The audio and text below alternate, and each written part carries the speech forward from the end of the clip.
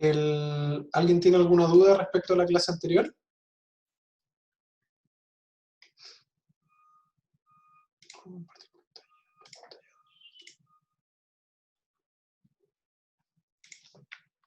No, todo claro. Profe, yo tengo una Excelente. pregunta. Dime. En el apoyo deslizante y el fijo, ¿cómo Ujú. se produce la rotación si está restringido el horizontal y el vertical en uno y en el otro el vertical? A ver, déjame rayar aquí en la... Nosotros tenemos esto, ¿sí? Ah, estoy dibujando en cualquier lado. ¿Por qué no aquí? Ahí me agarro. Tenemos esa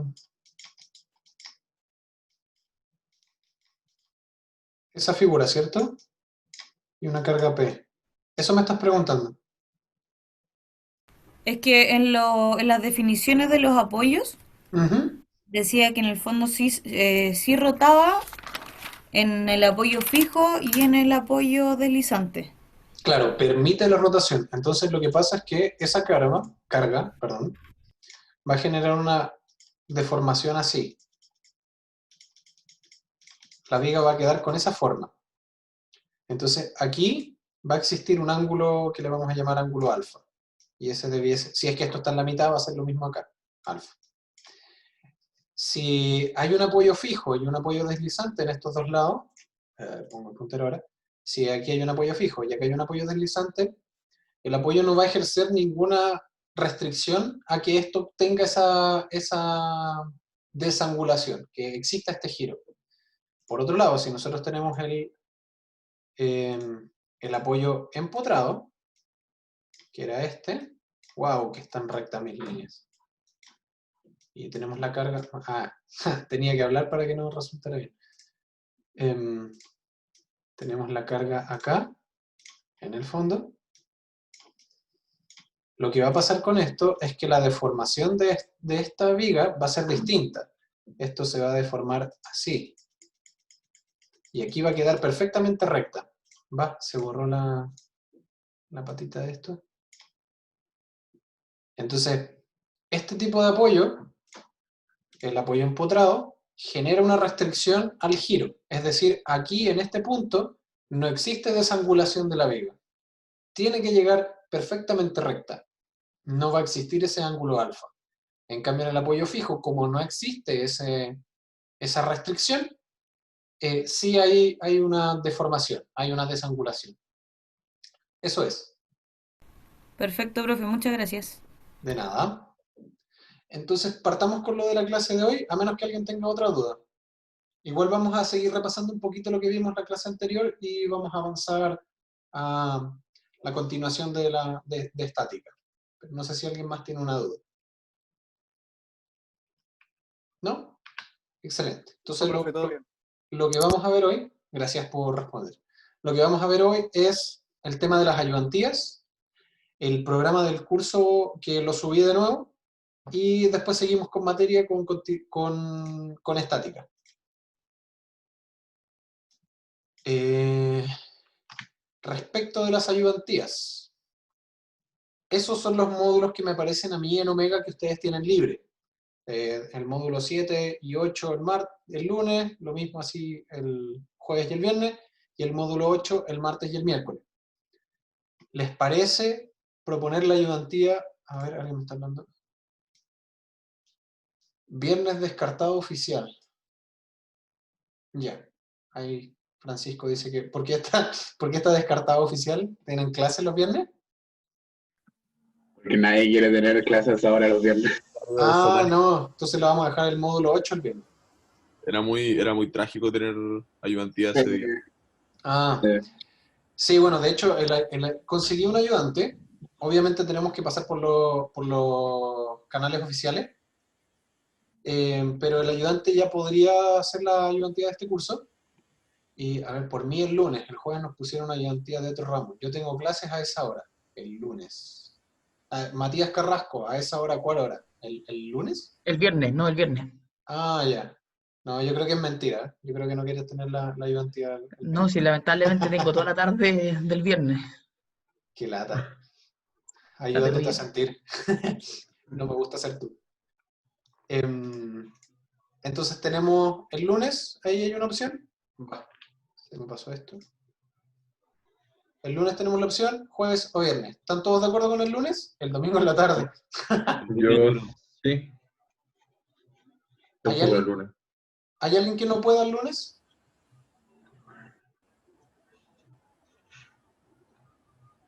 Todos pueden el lunes. Ya, lunes módulo 7. Entonces voy a proponerle a pregrado, una vez que se formalice el tema, de que el lunes en el módulo 7 sea la ayudantía. Y eso por la ayudantía. Bueno, el ayudante se llama Andrés Sepúlveda, no sé si lo conocen. Y ya dio este curso, le fue bastante bien, así que tenemos suerte de tenerlo. Y si todo sale bien, ya la próxima semana podríamos tener ayudantía. Pero de todas maneras, todo eso lo voy a comunicar por webcurso. Bueno. Súper. Entonces, el programa, subí el programa, lo único que cambié fue que ya no vamos a tener 3 pruebas. Decidí que era mejor tener 2 pruebas.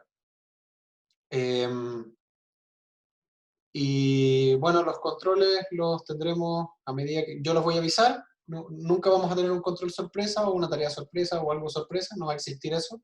Si es que hay control, les aviso. Y todavía tengo que preguntarle a la coordinadora cuándo son las fechas de las pruebas. No me las han dado. Entonces, ahí no lo manejo yo. No sé si leyeron el programa, tienen alguna duda. ¿Son 2 pruebas y examen? Son ¿O 2 solamente pruebas. 2 pruebas?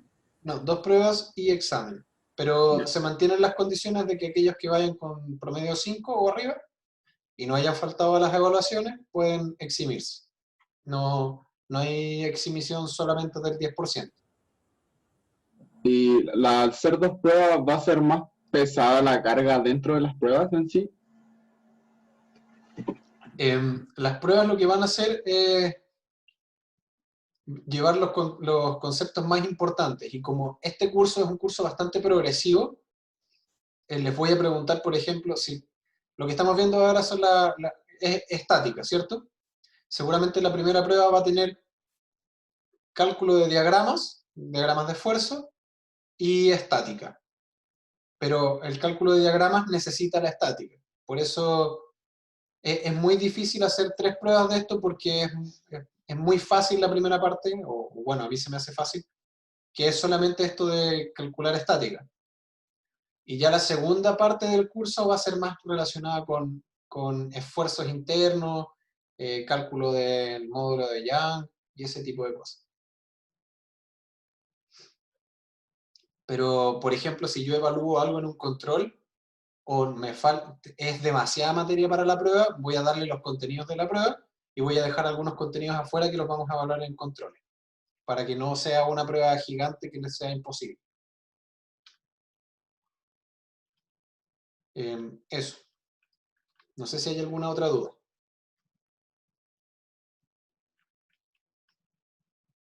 ¿No? Excelente. Entonces sigamos con estática. Como pueden ver, sigo con mis excelentes dibujos, así que ténganme paciencia hasta que logro aprender a hacer bien dibujos digitales. Entonces, tenemos esta situación. Tenemos una, una viga empotrada con una carga en el extremo y una carga L. ¿Qué es lo primero que tenemos que hacer? El diagrama de cuerpo libre, el FBD, Free Body Diagram. Siempre, siempre, siempre, de los siempre tienen que definir el eje coordenado, eje X, eje Y. Da lo mismo hacia donde lo definan, pero tienen que ser consistentes. Siempre tengo que colocarlo. Y si en alguna parte de la presentación no está, ustedes me dicen, profe, no está cumpliendo con lo que usted dice, así que arréglelo. Entonces, como estaba conversando recién no me acuerdo quién fue la persona que me preguntó al principio por el apoyo empotrado, o sea, por el apoyo fijo. No sé cuál era su nombre. Fui yo, Karin. Karen, gracias Karen. Aquí tenemos en el apoyo empotrado que vamos a tener una reacción en X, es decir, la viga no se va a poder mover en este eje, una reacción en Y, o sea, tampoco se va a mover en el eje vertical, y además vamos a generar una tercera reacción, que es una reacción a momento. Esta misma reacción es la que evita la deformación en el punto del apoyo. Por eso ahí vamos a llegar perpendicular al apoyo. Entonces, ¿qué es lo que tenemos que hacer ahora? Ecuaciones de equilibrio. A ver si alguien me puede ayudar. ¿Qué sería lo primero que calcularía? La sumatoria de fuerzas en el eje X y Y. Así es, sumatoria de fuerzas en X e Y. Y además, ¿qué otra cosa me faltaría? El momento en el eje Z. O sea, o el momento, sí, el momento en el eje Z. Momento en el eje Z. ¿Y dónde lo calcularías el momento? ¿En esta zona de acá o en esta zona de acá? Le vamos a poner acá. A mi parecer debería ser al inicio de la barra, ¿o no? ¿Por qué sería bueno al inicio de la barra y por qué sería malo al inicio de la barra? Estoy guiando con el dibujo que tiene acá abajo para decir eso. La verdad no estoy muy seguro del por qué. La respuesta es que da lo mismo, porque si yo hago momento en el punto 0, o bueno, aquí le había puesto A en realidad, en el donde está el apoyo, voy a eliminar la reacción RAI, RAX para calcular el momento. Y voy a tener el momento que se genera por el apoyo y el momento que genera esta carga. Si la hago en este lugar de acá, voy a eliminar la carga, voy a eliminar la reacción AX porque pasa por el punto donde estoy momentando, y voy a tener el momento AZ y calcular con RAI. Entonces, da lo mismo, pero normalmente se calcula el momento en los apoyos. Entonces, esas son las ecuaciones. Sumatoria de fuerzas en X igual a 0, me va a decir que RAX vale 0. Sumatoria de fuerzas en Y, me va a decir que RAI es igual a P, porque es la única fuerza que se va a poder oponer a la carga vertical. Y sumatoria de momentos en A, que sería el punto de acá, porque me equivoqué, y con sentido antihorario como positivo, va a ser igual a 0 también. Entonces vamos a tener MAZ, que es esta reacción, menos P por L, que es la carga por el brazo, es igual a Z. O sea, es igual a 0. Profe, Dime. el punto A está en el apoyo entonces, ¿cierto? Sí, de hecho lo voy a borrar al tiro, dame un segundo.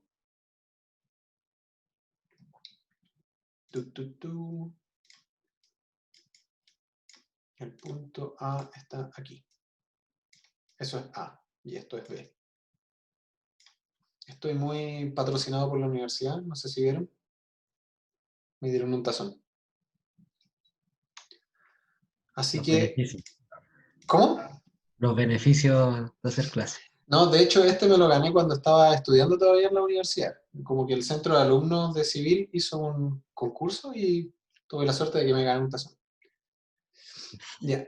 Aquí les puse el signo positivo, significa que las reacciones van en el sentido puesto en el FBD. Es decir, si la reacción RAI me quedó con signo positivo, significa que yo la dibujé bien. Creo que lo dije la semana pasada, pero es importante que les quede bien grabado, porque después vamos a empezar a hacer cortes en las vigas, o vamos a tener las rótulas internas, y la dirección va a jugar un papel clave. Y entonces, una vez que resolvemos eso, podemos reemplazar por los valores de P. Entonces, la reacción en X vale 0, el momento vale P por L, y la reacción en Y vale P. Aquí tenemos otro ejemplo, que es prácticamente lo mismo, pero con una carga distribuida. Aquí sí... Sí. Gracias.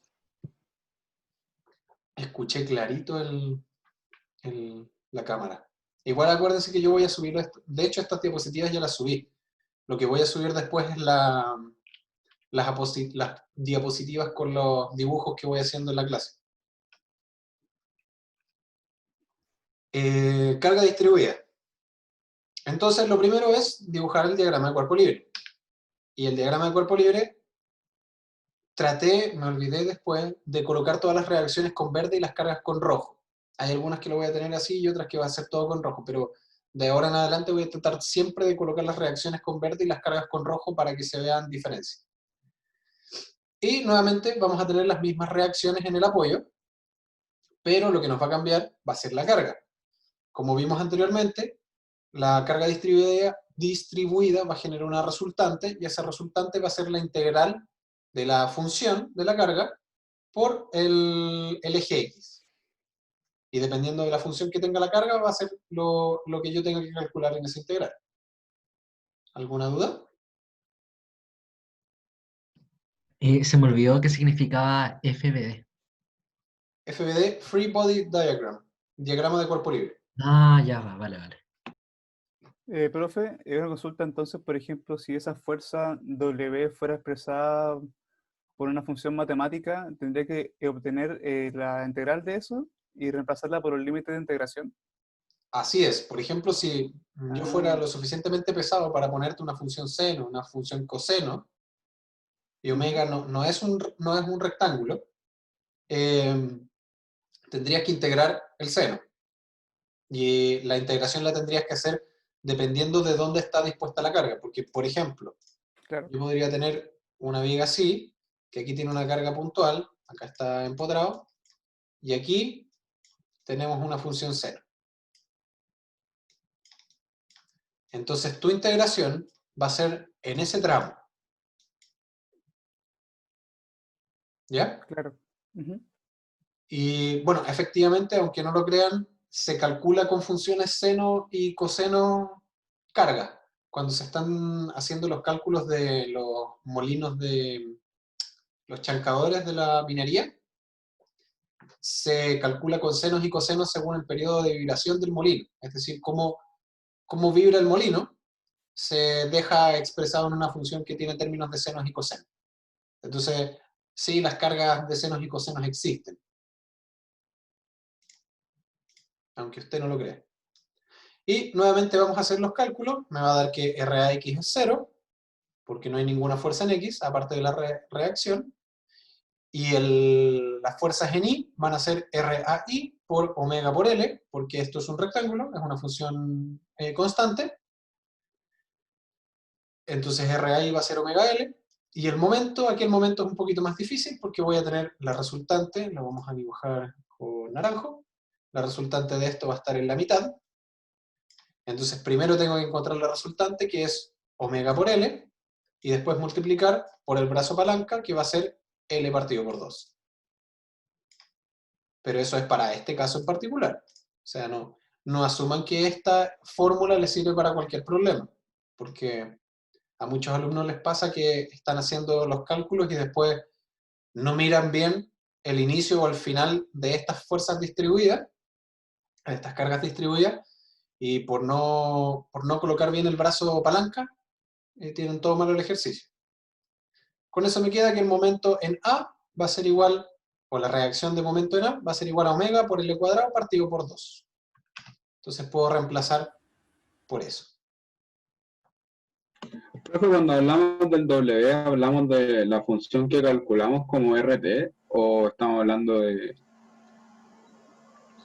Mira, si yo te coloco W, o sea, bueno, en realidad es omega, pero si yo coloco omega y te estoy dibujando eso, significa que el omega representa una función constante. Es solamente un valor. Omega es igual a 5, por decir algo. Y no tiene cambios. Pero si yo coloco omega de x y después digo omega de x es igual a seno de x más tangente de x por 45, significa que tienes que considerar esa fórmula. Claramente cuando tengamos los ejercicios yo voy a dibujarles algo como eso si es que la función si es que la carga es una función, y si es constante va a ser lo más parecido a una línea recta. Ok, gracias. Entonces, continuando con esto, ahora se las pongo un poco más difícil. Tenemos el mismo ejemplo, pero la carga distribuida es un triángulo.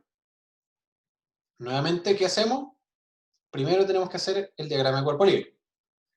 Ahora, ¿qué calcularían ustedes? ¿Cómo calcularían las reacciones?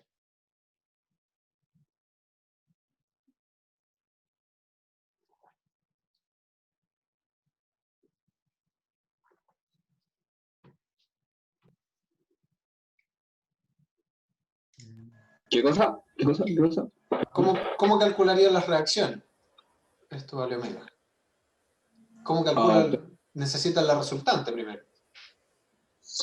Habría que descomponer las reacciones, por decirlo así, para poder... O Pero descomponer ya las colocamos ahí. Tenemos la reacción a Y, la reacción a X y el momento. Entonces, por ejemplo, si calculamos en X, necesito otro color, negro, sumatoria de fuerzas en X tiene que ser igual a 0. Eso implica que R a X es igual a 0. Pero ahora R a Y, esta de aquí, ¿cuánto es la resultante de esa carga distribuida?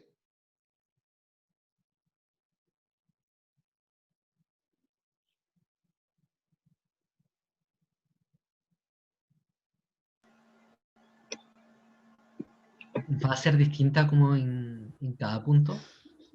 Claro, va a ser distinta en cada punto, pero piensa que el apoyo tiene que soportar toda la fuerza que genera esta carga distribuida.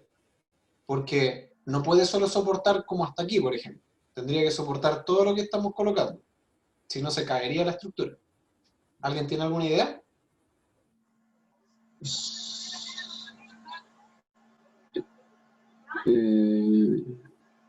podría W seno del ángulo que se forma, o No, no va por ahí. Chat. El área del triángulo por omega. Pero omega es parte del triángulo.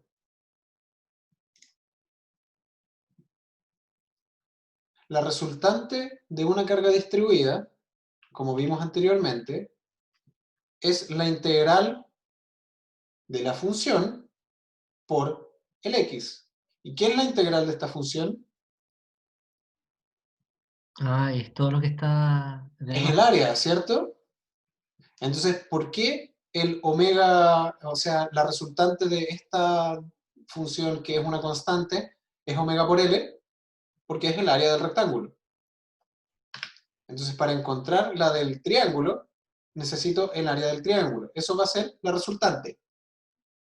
¿Y cuál es el área de un triángulo?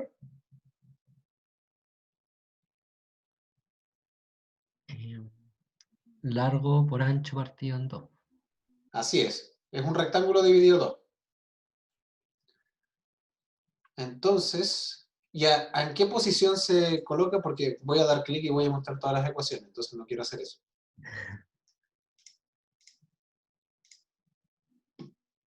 Esto, ahí está la resultante. Vamos a ponerle R de resultante. ¿A qué distancia está? Creo que de hecho lo conversamos en la clase pasada. Está a 2/3 del origen. 2/3 del origen. Sí. 2 partido por 3L. Exactamente. La resultante o el centroide de un triángulo siempre está a 2/3 de la base. Alcancé justo a no rayar ahí. Entonces vamos a tener la fuerza en X, exactamente lo mismo. R a X va a valer 0. La suma de fuerzas en Y, vamos a tener R a Y menos omega por L partido en 2, que es esta resultante que dijimos que era el área, tiene que ser igual a 0, por lo tanto R a Y es igual a omega por L partido en 2. Y aquí es donde se pone más pesadito porque empiezan a aparecer números no tan graciosos, 2/3.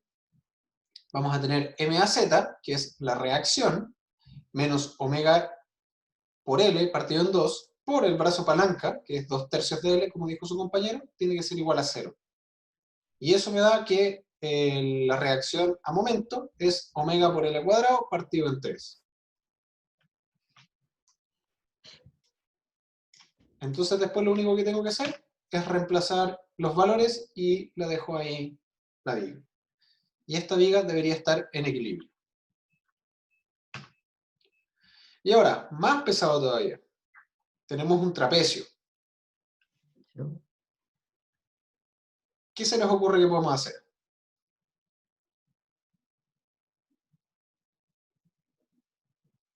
Dividirlo en un rectángulo y un triángulo.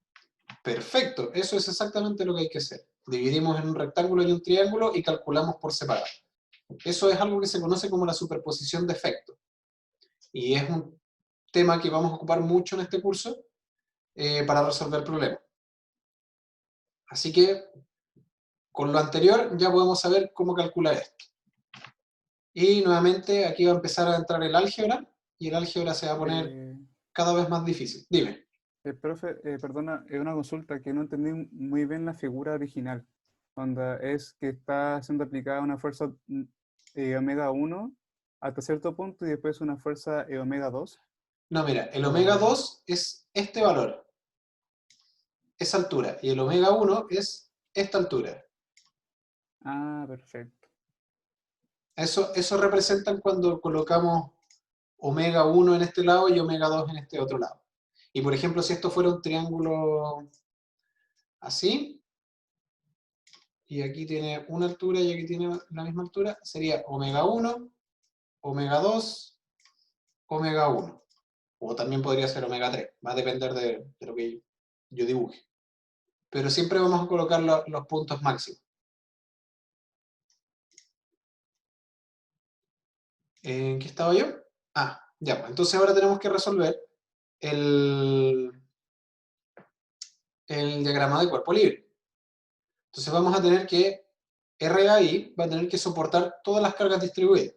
Entonces va a ser RAI menos, ahí parece que hubiera un igual, pero es un menos. Ah, no, es un igual. Solamente que lo pasé al tiro para el lado derecho. Omega 1 por L, que es la fuerza del rectángulo, más omega 2 menos omega 1, que va a ser la altura de ese triángulo, por L, que es el largo, dividido en 2, con eso genero el área. Y si resuelvo eso, me queda omega 1 más omega 2 por L partido en 2.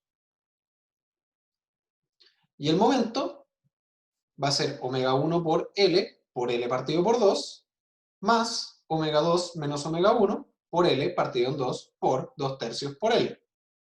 Esto es lo importante. Cuando yo tengo un rectángulo, coloco primero la fuerza y luego coloco la distancia. Cuando hago el triángulo o cualquier figura geométrica va a ser exactamente lo mismo. Voy a calcular la fuerza, que es omega 2 menos omega 1, por L partido en 2, viene a ser el área de este triángulo de aquí, y luego tengo que multiplicar por la distancia a la que esa resultante está aplicada, que es 2 tercios de L, como vimos anteriormente. Si por ejemplo yo les dijera que tenemos, en vez de esa forma, tenemos un círculo de radio omega 1. ¿Cómo calcularían esa fuerza resultante? Ahí está la viga. Y esto va hacia abajo.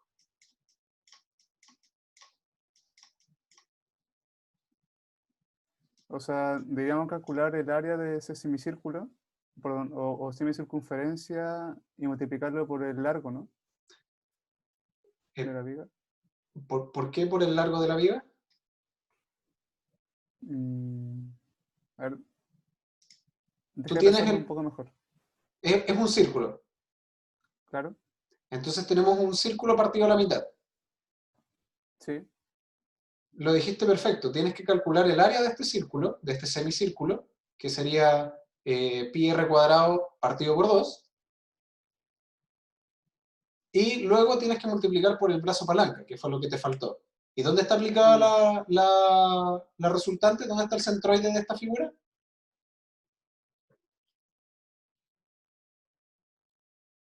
¿Quién me puede ayudar con el centro de masa de esta figura?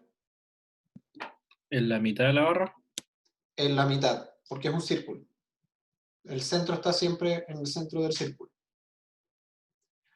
Así que uno se puede poner muy creativo con las formas de hacer las cargas. Es importante que ustedes tengan más o menos claridad de las propiedades geométricas, o sea, de las propiedades de las figuras geométricas.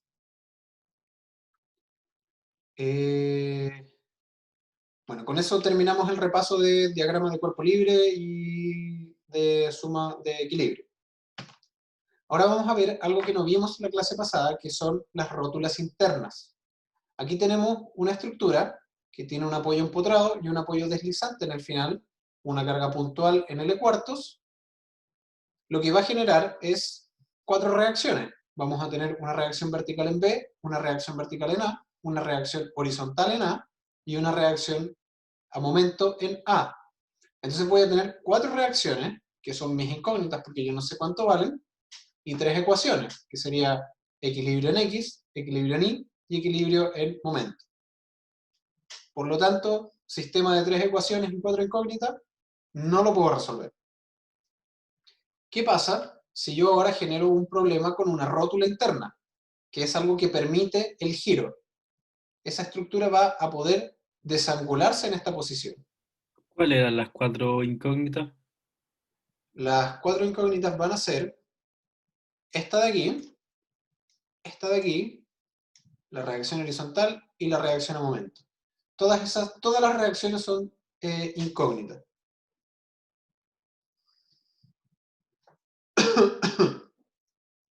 Entonces, propongamos exactamente el mismo diagrama, la misma viga, pero ahora vamos a dibujar una rótula en el centro. Como les dije, la rótula es algo que permite girar. Imagínense como una viga que tiene un pasador en la mitad. Entonces la viga puede hacer esto, pero no se va a poder desplazar. ¿Se entendió? ¿Vieron la cámara? Yo no entendí muy bien, profe. ¿Podría repetirlo? Sí, tenemos por ejemplo una viga que llega a otra y en el medio hay un pasador, un perno que pasa por la mitad. Entonces la viga va a poder hacer esto, subir y bajar, pero no se va a poder separar, no va a poder irse para uno de los dos lados, o subir en este sentido, porque va a estar amarrada a la otra, pero sí va a poder hacer así, como un mecanismo. ¿Ahora sí se entendió? Sí, ahora sí. Muchas gracias. Entonces, lo que pasa con las rótulas es que transmiten solo fuerza, como está ahí puesto. Pero los elementos pueden girar. Eso es súper importante. Va a permitir el giro, pero no permite el desplazamiento. O sea, el que estos se separen. Los va a tener siempre amarrados. Para poder hacer esto, para poder resolver esto, tenemos que hacer un diagrama de cuerpo libre solamente de la estructura. O sea, de cada una de las estructuras. Entonces, vamos a tener la estructura 1 y la estructura 2, que va a ser una viga 2 y la viga 1. La viga 1 va a tener las reacciones RAX, RAY, MAZ, que va a ser momento vertical y horizontal, y como nosotros partimos esta viga en la rótula, vamos a generar 2 fuerzas más, que son las fuerzas internas. Las fuerzas internas las vamos a llamar FR1, FR2. Disculpen.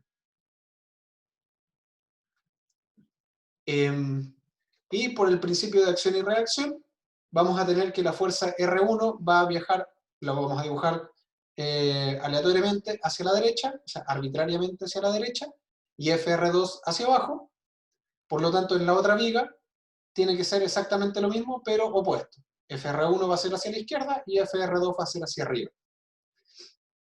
Entonces, ¿qué vamos a hacer? Vamos a resolver primero la viga 2. ¿Por qué vamos a resolver la viga 2? Porque la 1 va a tener 5 incógnitas. Yo no sé, ninguna de las flechas verdes yo las conozco. En cambio, la viga 2 va a tener 3 incógnitas. Estas 3 tampoco las conozco, pero 3 incógnitas, 3 ecuaciones, lo puedo resolver. Ahora, a simple vista, ¿qué dirían ustedes? ¿Cuánto vale FR1? 0, ¿no? 0. ¿Cuánto vale FR2?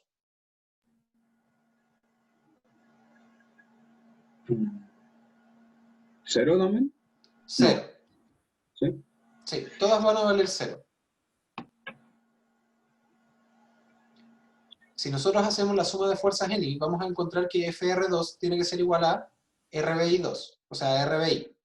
Pero si hacemos suma de momentos, vamos a saber que RBI vale 0.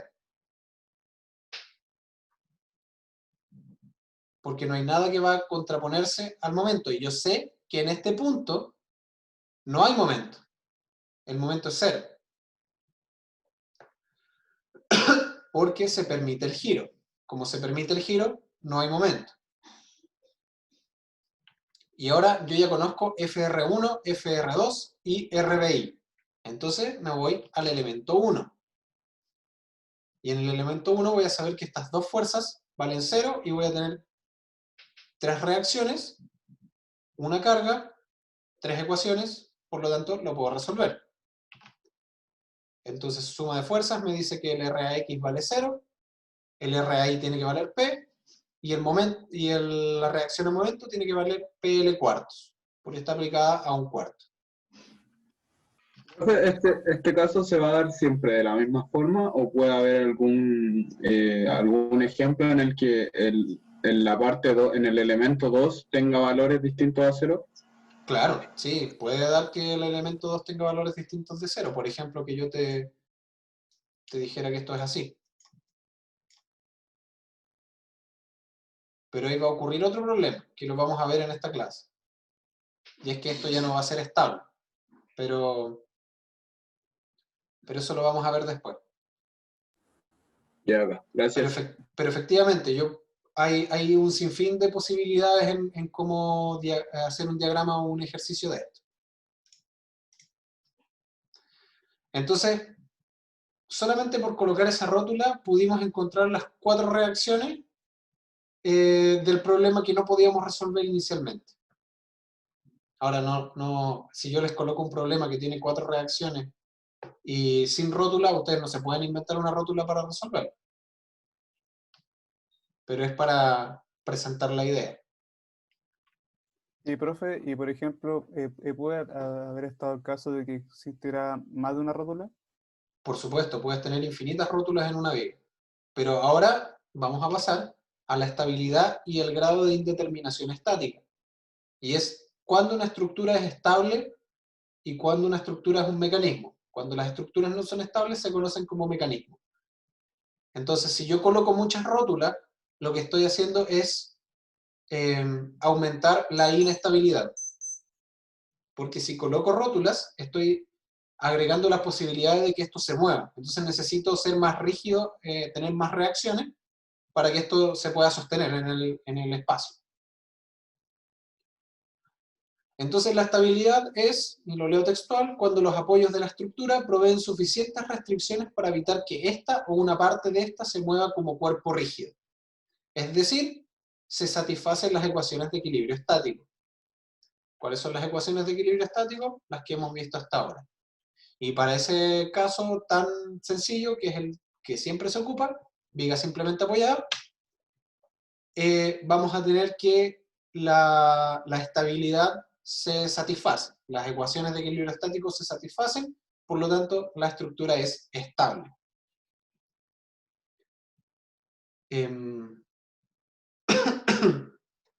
Cuando no se van a satisfacer estas ecuaciones, el cuerpo se puede mover.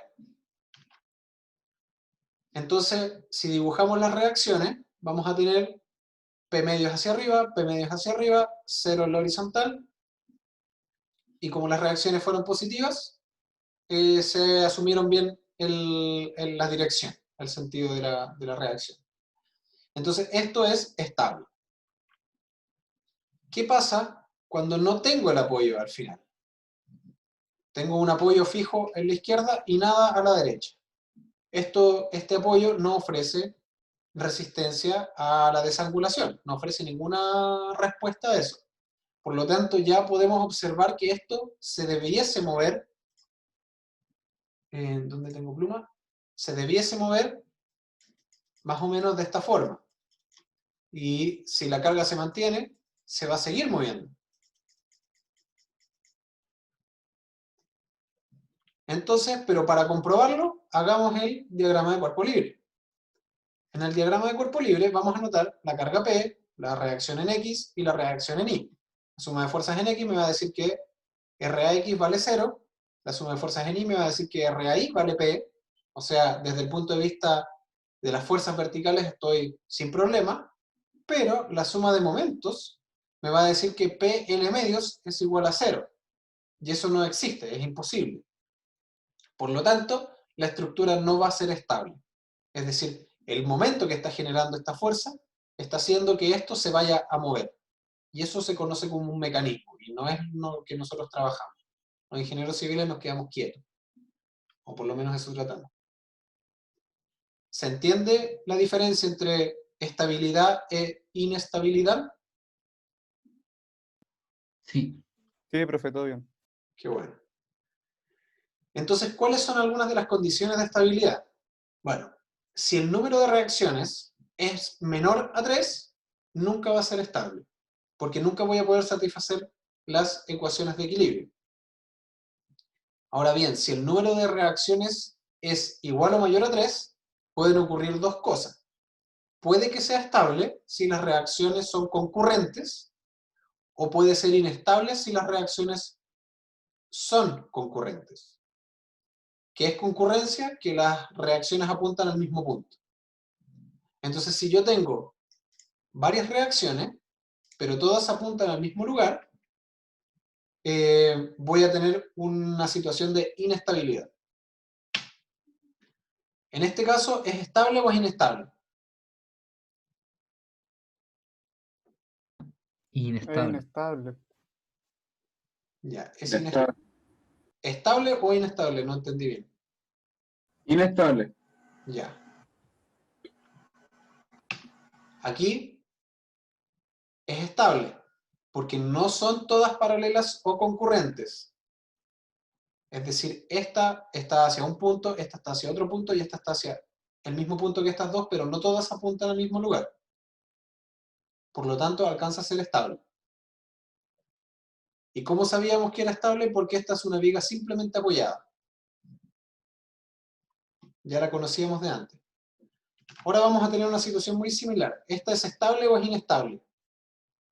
Esa sí Sí, es inestable. inestable. Esta sí es inestable, porque apuntan todas hacia la misma dirección. Son todas concurrentes. Pero esta inestabilidad no significa que esto se va a caer. Pero si yo pongo una fuerza inclinada, esto va a desarmarse.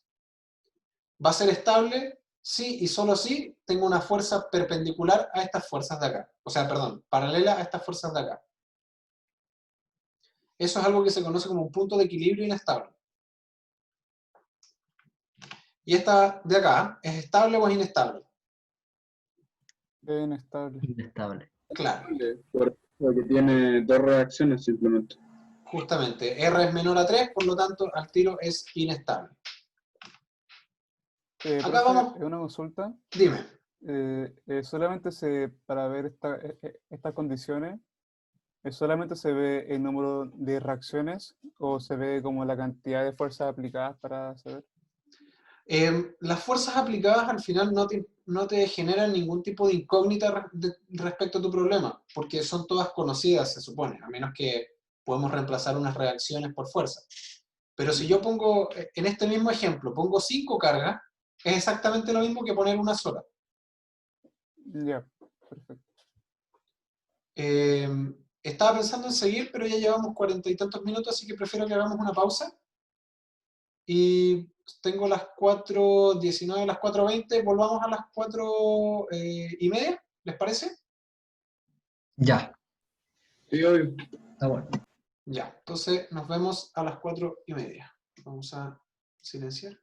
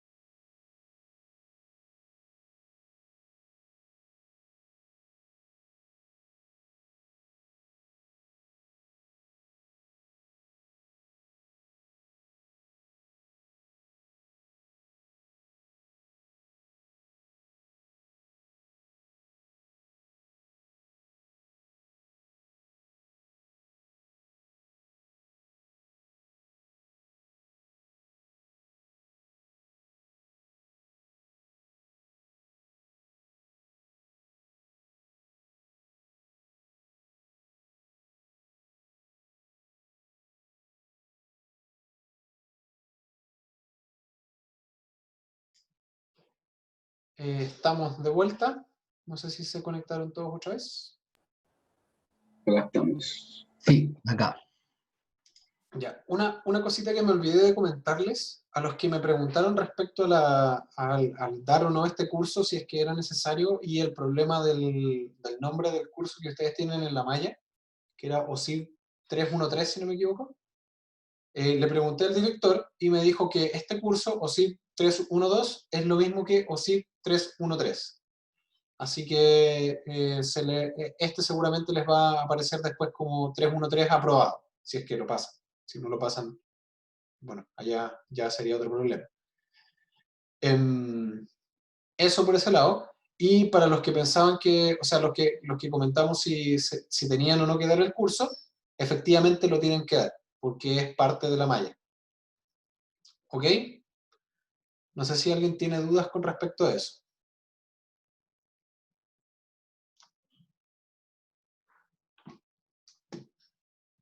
¿No? Ya. ¿Qué fue lo que dijimos? Las condiciones de estabilidad para estructuras simples. ¿Cuál es la diferencia entre una estructura simple y una estructura no simple o compleja? Es que las estructuras simples no tienen rótulas internas. Entonces estamos hablando de estructuras solo con apoyos. Las condiciones de estabilidad son que el número de reacciones tiene que ser mayor a 3, y en el caso de que sea mayor a 3, me quedó mal el paréntesis ahí. Es estable si las reacciones no son paralelas o concurrentes, y es inestable si son paralelas o concurrentes. Entonces, en este caso, ¿esta viga es estable o es inestable?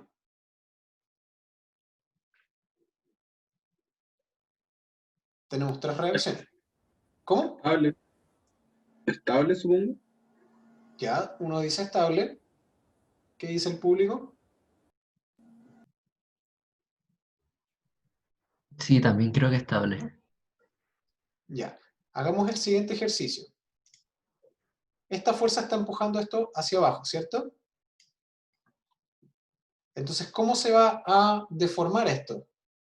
Esto no se puede deformar en el eje ahí. No va a girar porque tiene un apoyo que le impide girar. Pero sí le permite desplazarse en este eje. O sea, esto se puede mover así. Esto acá no se puede mover ni en X ni en Y, pero sí puede rotar. O sea, esto puede girar. Entonces, ¿qué va a pasar? Esto se va a seguir desplazando hacia abajo por la carga, y esto se va a seguir desplazando, y se va a seguir desplazando, porque lo único que está haciendo este apoyo que está en B es evitar que esto se desangule y que se mueva en el eje X.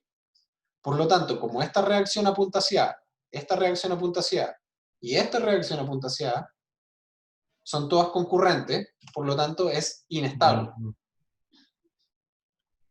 Si nosotros aplicamos las ecuaciones de equilibrio, nos vamos a dar cuenta que es inestable. Porque vamos a tener las reacciones. ¿Se dieron cuenta? Aquí las puse en rojo. Debería haberlas puesto en verde, pero para la próxima van a estar en verde. Entonces vamos a tener RAX y RBX y RAI. Inmediatamente vamos a darnos cuenta de que ninguna reacción le va a oponer resistencia al momento que genera P. Entonces, si lo calculamos, vamos a tener que RAX va a ser igual a RBI, o menos RBI, RAI va a ser igual a P, y el momento va a ser menos PL medios igual a 0. Y eso, como ya lo habíamos visto antes, es imposible. Así que esta estructura es inestable. Ahora, ¿qué pasa para estructuras rígidas interconectadas? Que no serían las estructuras simples. Lo que tenemos que hacer es aplicar las reglas de equilibrio, de estabilidad, a cada una de las estructuras separadas. Asumimos que la rótula lo único que hace es transferir la fuerza y analizamos cada estructura por separado. Entonces vamos a tener, por ejemplo, un marco. Un marco es una combinación de columnas y vigas, de un piso y un vano. Un vano es las luces que hay entre columnas. Distancia L, distancia L. ¿esta estructura es estable o es inestable?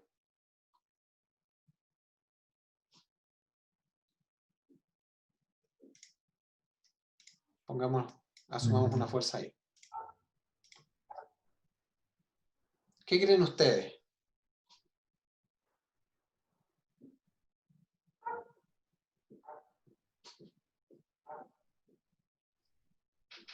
El que habría que hacer el estudio, ¿no? Habría que hacer el diagrama de cuerpo libre. Claro. Entonces, hacemos el diagrama de cuerpo libre y vamos a separar estas dos estructuras, porque la rótula está en el punto C. La primera estructura tiene momento, reacción horizontal, reacción vertical y las fuerzas internas de la rótula. Esta estructura va a tener 5 reacciones, por lo tanto va a ser estable y no son todas concurrentes.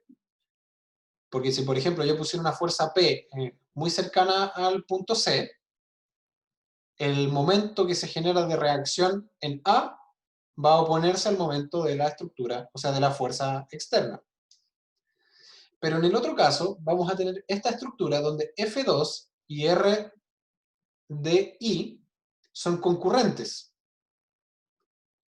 Entonces, esta estructura, que sería este pilar, es inestable. Lo que va a pasar es que... de nuevo puse el puntero. Esto se va a tender a ser así. Se va a desplazar para allá. Y se va a seguir desplazando hasta el infinito. O sea, bueno, hasta que esto se colapse completamente. Porque esa rótula le permite girar en ese punto. Entonces, por eso esta estructura es inestable. Y si parte de la estructura es inestable, significa que la totalidad de la estructura va a ser inestable. Si yo simplemente sacara esta columna de aquí, ¿ustedes qué creen? ¿La estructura va a ser estable o inestable? Inestable. Inestable, dicen por ahí.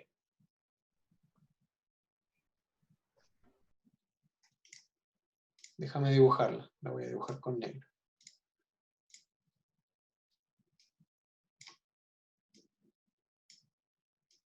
Vamos a tener el dibujito del juego del ahorcado. Vamos a tener una carga P. Esto va a ser A y esto va a ser B.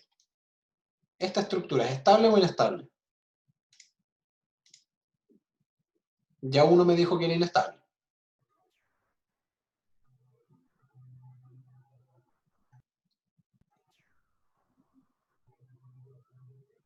Yo pienso que igual es inestable. Ya, otra persona dice que es inestable. Vamos por partes. Aquí vamos a tener una reacción horizontal, ¿cierto? RAX. Vamos a tener una reacción vertical. RAI. Y vamos a tener una reacción de momento. MAZ. Si hacemos equilibrio, RAX va a ser 0, porque no hay nada en X. RAI va a ser igual a P, porque son las únicas dos fuerzas que hay en el eje vertical. Y P va a generar un momento de P por el vano, que era L. Y MAZ se va a oponer a ese momento. Por lo tanto, esta estructura es estable. ¿Se entiende por qué esta estructura es estable? Sí, profe. El único tema es que esta estructura se va a deformar mucho. Va a ser una cosa como así.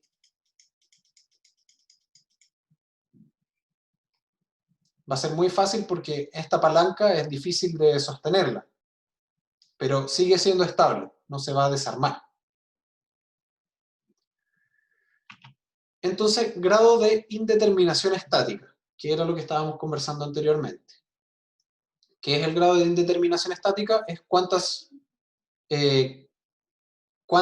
reacciones por sobre las necesarias tengo. Si una estructura es estable, significa que el grado de indeterminación estática es igual a 0. Para que una estructura llegue a ser estable, lo mínimo es que H sea igual a 0.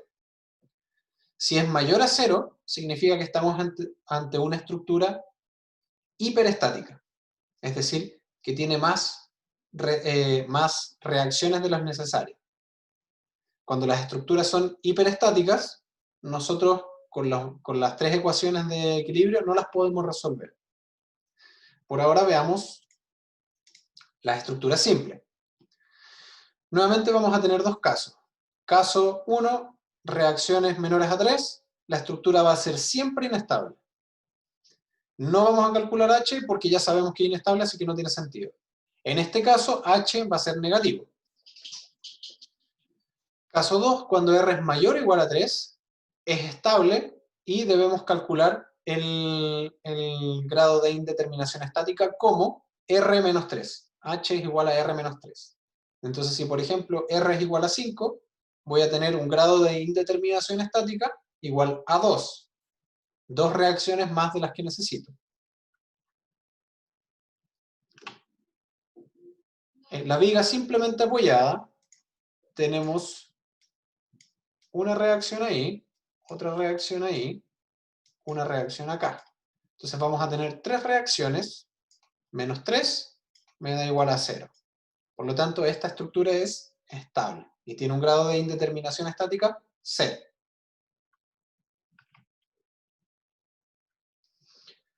Eso se conoce como una estructura estáticamente determinada o estructura isoestática. ¿Ya? Tal vez hayan escuchado ese término antes, de la isoestaticidad. Ahora vamos a tener la siguiente estructura. Aquí tenemos una reacción, otra reacción, ese dibujo no quedó muy bonito, otra reacción y otra reacción. Entonces aquí voy a tener que H es igual a 4 menos 3 igual a 1. Nuestro grado es 1, por lo tanto ya no lo puedo resolver. No simplemente con equilibrio, voy a tener que ocupar otros métodos. Y estas estructuras se conocen como estructuras hiperestáticas, es decir, que su grado de indeterminación estática es mayor a 1, o sea, es mayor a 0. O estructura estáticamente indeterminada. Y lo otro que tenemos es un mecanismo. Vamos a tener una reacción, otra reacción. H es igual a 2 menos 3, me da negativo. Por lo tanto, es un mecanismo. No debemos calcular H con los mecanismos. ¿Alguna consulta con los grados en estructuras simples?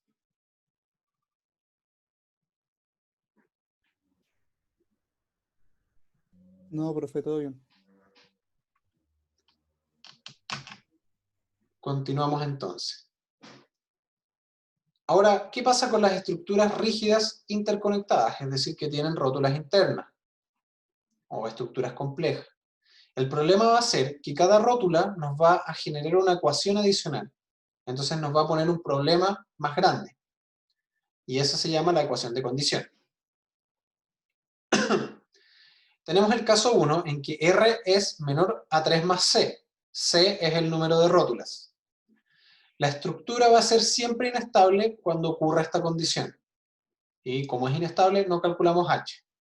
Necesitamos que R sea mayor o igual a 3 más C para calcular la estabilidad. Y la estabilidad o el grado lo calculamos con la misma ecuación, solamente que introducimos el término C, que es el número de rótulas. Entonces a la persona que me preguntó si podíamos tener más de una rótula, perfectamente. Pero lo que va a generar es que nos va a obligar a que nuestras reacciones sean más. Si tenemos 5 rótulas, vamos a tener que tener 5 reacciones más para poder tener una estructura estable. Entonces, en este caso, vamos a tener 3 reacciones.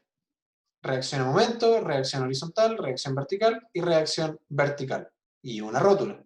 Entonces vamos a tener nuestro grado de hiperestaticidad o de indeterminación estática, R menos 3 más C. 4 menos 3 más 1 es 0, por lo tanto esta estructura es estable y estáticamente determinada.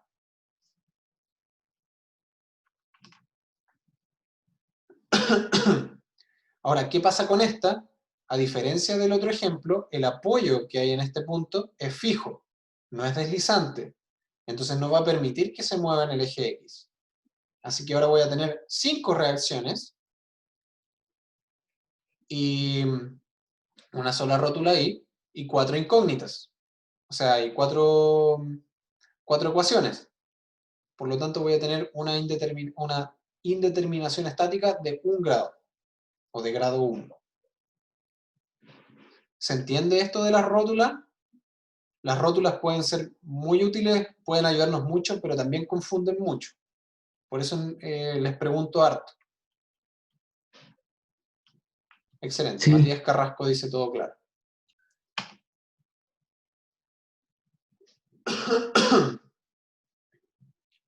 Ya, qué bueno que esté más o menos claro. Profe, Dime. ese texto que salió al final está malo, ¿cierto? O sea, porque vendría siendo... Claro, sí, eso debería haber estáticamente puesto estáticamente indeterminado. indeterminado. Sí. Bueno, Ya. Eso sería la materia de hoy. Realmente me está pasando que lo estoy haciendo muy rápido esto. Entonces, creo que voy a colocar un par de ejercicios más en la próxima clase, cosa de que no terminemos tan pronto, porque la idea es ocupar toda la clase, y se supone que esto termina a las 6, si no me equivoco. O 6:10. Yo encuentro que está bueno el formato. O sea, de ir como rápido porque así no es fome. Y sentí que, a mí que igual soy como medio porro, sentí que aprendí harto. Sí, bueno, pero igual les dejo abierto para que me hagan preguntas porque la idea es que se saquen todas las dudas y no tengan preguntas después. La mecánica de materiales y estructuras igual es complicada, y si bien es cierto, podemos tener un ejercicio que sea algo tan sencillo como una viga simplemente apoyada con una carga puntual, también podemos tener una viga así, y con una carga puntual aquí, una carga puntual acá, una carga distribuida acá, e incluso también una carga distribuida con forma de triángulo acá. Entonces, traten de que si quedan con cualquier duda, y además les voy a poner una rótula ahí, si quedan con cualquier duda, pregúntenme al tiro para aprovechar estos momentos que tenemos de clase y no estén con consultas después. Si bien es cierto lo que estamos viendo hasta ahora es bastante básico, la curva de aprendizaje de este curso es empinada. Entonces, a medida que más vayamos avanzando, más difícil se va a poner. Eso. No se escucha. ¿Aló? Así. Sí, sí se escucha. Una consulta delante que he perdido cuando dijo que en la distribución que era como un triángulo, ¿Ya? en el que se aplicaba eran 2/3 de L. Fue al principio de la clase, en realidad. Sí, vamos volviendo. Y dijo que lo habían visto antes y revisé la clase anterior y no la pillé. Es que creo que lo dije, no que lo escribí. Pero 2/3 de L, que aquí está, esta es la pregunta, ¿no? Que Sí. la distancia del brazo palanca. Déjame dibujar. Si nosotros tenemos un triángulo, nosotros sabemos que el centro de masa del triángulo va a estar en la mitad, en el eje horizontal, y aquí va a estar a 1/3 de la base. O sea, a 1/3 de la altura. Eso se sabe por... Eso lo sabes por geometría. Ya, vale. Es una propiedad de los triángulos. Ah, ok. Es lo mismo que si yo tengo un círculo, yo sé que el centro de masa está en el centro. Y si tengo un rectángulo, yo sé que el centro de masa está en la mitad de la mitad. Entonces, en la mitad de este eje va a estar en ese sentido el centro de masa, y en la mitad de este eje en ese sentido. Y podemos seguir enumerando todas las formas geométricas que existen, pero lo importante es que si, por ejemplo, yo les coloco una carga como esta, una carga distribuida así, y nuevamente, que ustedes no lo crean, estas cargas existen, ¿cómo lo harías tú para resolver ese problema? ¿Cómo encuentras la resultante de esta carga? ¿No se puede dividir los dos triángulos y dejar el rectángulo del centro? Así es. Entonces, lo que haces es calcular la resultante de el rectángulo, que sería la mitad, y después calculas la de cada triángulo. Me salió para cualquier lado. Entonces, las formas geométricas, esas son conocidas. Se entiende que ustedes se las saben de memoria, me imagino. La integral de un rectángulo, de un trapecio. Pero tampoco yo les voy a colocar una integral de una, o sea, que yo recuerde algo así como, no, espérate, un seno coseno. Esto es mucho más difícil de integrar, independiente de que igual es una función regular. O un arco tangente, algo tan pesado no lo voy a hacer. Pero siempre las formas geométricas como los triángulos, los rectángulos, los círculos, los trapecios, todas esas formas sí las tienen que saber. Son súper importantes. Ya, vale, profe. Ahora caché. Ya, de nada. ¿Nadie más tiene dudas con respecto de este tema?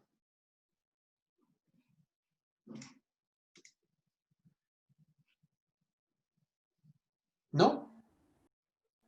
No. Excelente. No, profe. Entonces, estaríamos listos. Como les dije, apenas tenga más información, les voy a avisar por el tema de las ayudantías. Si alcanzamos a hacer la ayudantía esta semana, o sea, para la próxima semana la hacemos. Si no, va a quedar pendiente. Y ustedes coordinarían a la siguiente ayudantía con el ayudante algún horario para recuperarla. Y eso, apenas también tenga las fechas de las pruebas, se las voy a hacer saber lo antes posible. Y bueno, gracias por la atención. Voy a dejar de compartir ahora y también dejar